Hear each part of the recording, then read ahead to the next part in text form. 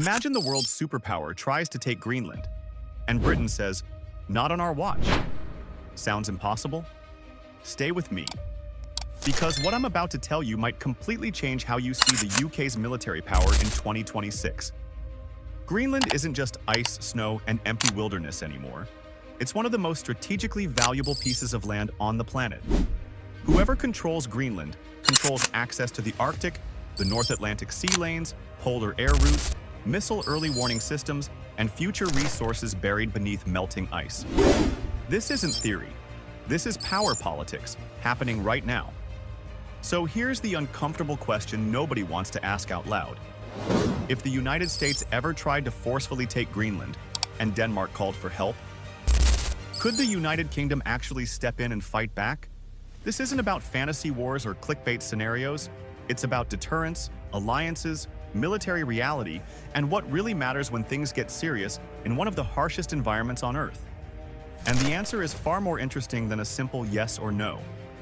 In 2026, the UK military is not the biggest, it's not the loudest, but it is one of the most professional, technologically advanced, and strategically experienced forces in the world. And in the Arctic, those qualities matter more than sheer numbers. Let's start where all wars actually begin: politics. Right now, Britain's message on Greenland is blunt and deliberate. Greenland's future belongs to Greenland and Denmark. No pressure, no coercion, no threats. British leaders have publicly reinforced international law and NATO unity, not as abstract values, but as red lines. That stance isn't symbolic, it's strategic. Because any attempt to seize Greenland by force wouldn't just be a regional issue. It would crack NATO down the middle. It would detonate trust inside the alliance and trigger the most dangerous political crisis the West has seen in decades. Britain understands this, and it uses that understanding as a form of power. But politics only works if it's backed by force. So let's talk military reality. Could the UK defeat the United States in a head-on war over Greenland? No, and anyone who tells you otherwise is lying. The US military is enormous, globally deployed, and built for sustained, high-intensity warfare. Aircraft carriers, strategic airlift, industrial scale, that advantage is real. But here's the part people get wrong. Defending Greenland isn't about defeating an army in open battle. It's about denying access, disrupting plans, slowing momentum, and raising costs so high that the operation collapses under its own weight. And that is where the UK becomes extremely dangerous. Greenland is brutally remote. Few ports, few airfields, extreme weather, long distances, months of darkness, freezing seas. Logistics are the real battlefield here. If you can't supply forces, you can't occupy territory. And Britain is exceptionally good at turning logistics into a nightmare. The Royal Navy's submarines are the sharpest blade in that fight. Silent, lethal, relentless. In Arctic waters, a single submarine doesn't just threaten ships, it controls behavior. Fleets slow down, escorts spread thin. Supply routes become liabilities. Every commander starts planning around what they can't see. If Denmark asked for help, British submarines would be among the first assets deployed. Not for dramatic battles, but for quiet denial, making every movement expensive, making every decision cautious, buying time.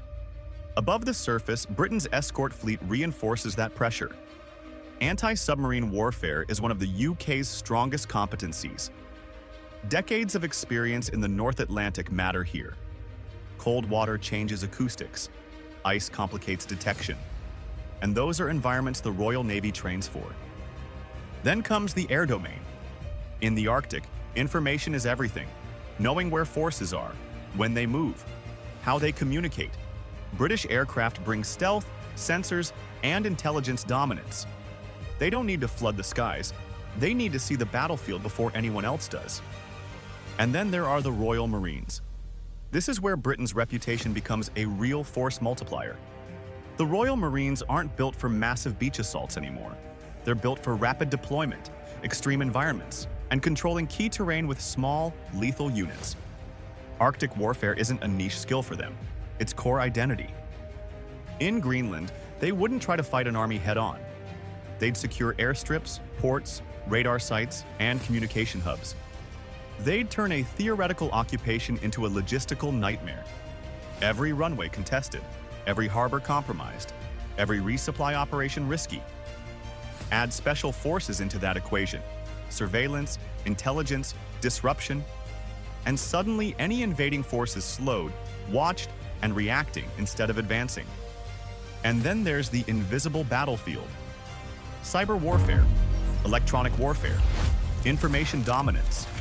Modern militaries run on data, GPS, communications, networks.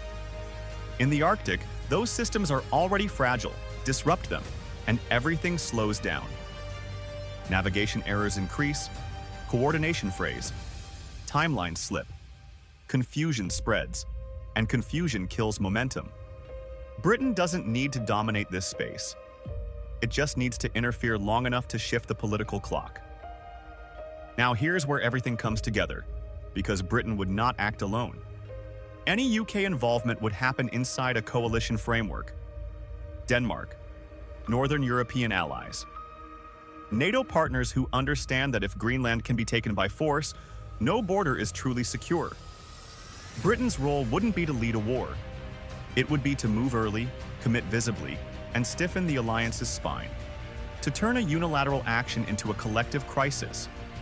And once that happens, the entire equation changes, because the real question stops being, can Britain stop America?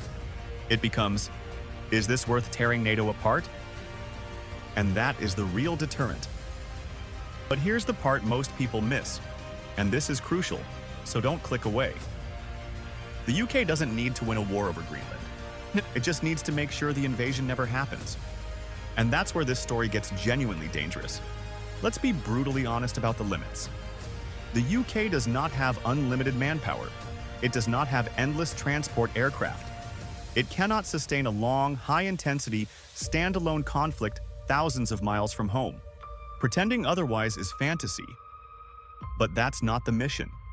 The mission is deterrence through cost. Delay the timeline, complicate logistics, raise political pressure, force negotiations, make unilateral action look reckless, destabilizing, and unnecessary. That's how modern power works. This is where Britain's history matters. This is a country that understands maritime choke points, coalition warfare, and how to fight smarter instead of louder. A country that knows how to turn geography and timing into weapons. Submarines under ice, Marines in snowstorms, silent aircraft over frozen seas, diplomats applying pressure while warships quietly reposition. This isn't about chest thumping, it's about credibility. So what's the bottom line? Could the UK in 2026 help defend Greenland if Denmark asked? Yes, absolutely. Not through overwhelming force, but through strategic denial, elite deployment, and alliance leadership. Could it stop the United States alone? No, and it doesn't need to, because the real victory is preventing the conflict in the first place.